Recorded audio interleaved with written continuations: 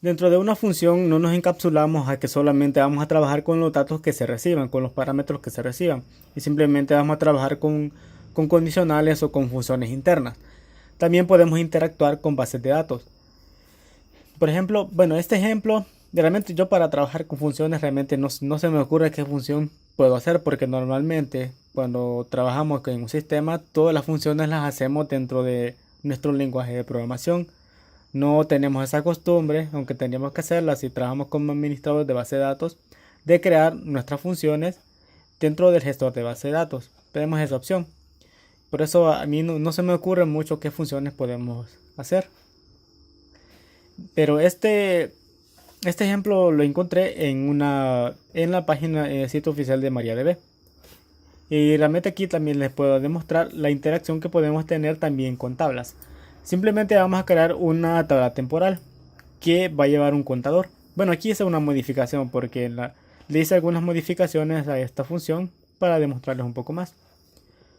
Así que, pero lo único que vamos a hacer es que cada vez que yo llame a esta función, a mi tabla, que solamente contiene un campo llamado C, se va a incrementar el valor que tenga este campo. Y cuando yo llame a la función que incremente el valor, yo voy a enviar como parámetro qué cantidad yo quiero que incremente el valor. Por ejemplo, aquí yo creo mi tabla temporal e inserto un valor con un valor de 0. Entonces, cuando yo llame mi función y le envíe como parámetro 5, entonces va a incrementar un valor de 5. Si yo lo vuelvo a llamar con un valor de 6, entonces ya no va a ser 5, sino que va a ser 11 porque se va a ir sumando. Entonces simplemente creamos nuestra tabla, insertamos un valor.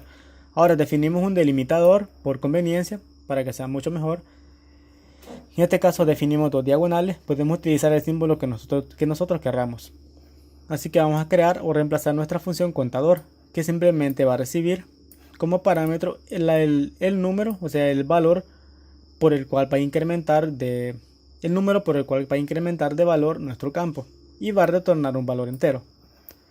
Comenzamos nuestra función. Recuerden utilizar begin. Vamos a tabular esto para que sea más visible cada parte. Y lo que vamos a hacer es que aquí ya tenemos una interacción con una tabla.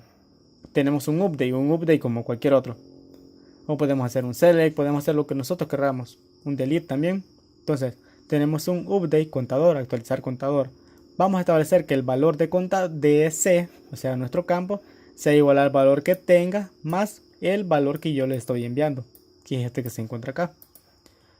Así que mi función, después de haber incrementado el valor, digamos, como les dije, tengo un valor de 0, yo le mando un parámetro de 5 y va a incrementar su valor 5. Luego de eso, lo que me va a hacer es, me va a devolver una consulta. Bueno, no me va a devolver una consulta, me va a devolver el valor que yo estoy extrayendo de acá. Simplemente estoy seleccionando el campo C de la tabla contador y como solamente hay un registro, tendría que tener solamente un registro, simplemente me va a extraer el valor que hay dentro de ese campo. Y terminamos nuestra función y restauramos el delimitador. Así que vamos a ejecutar esta consulta.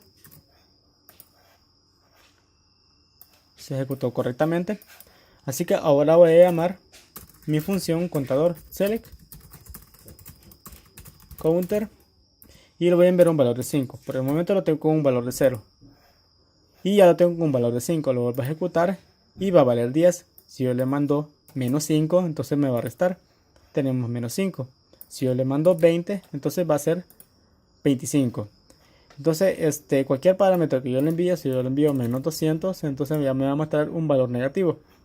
Entonces, así nosotros podemos utilizar podemos crear también otra función que pueda interactuar con cualquier base de datos o con cualquier tabla.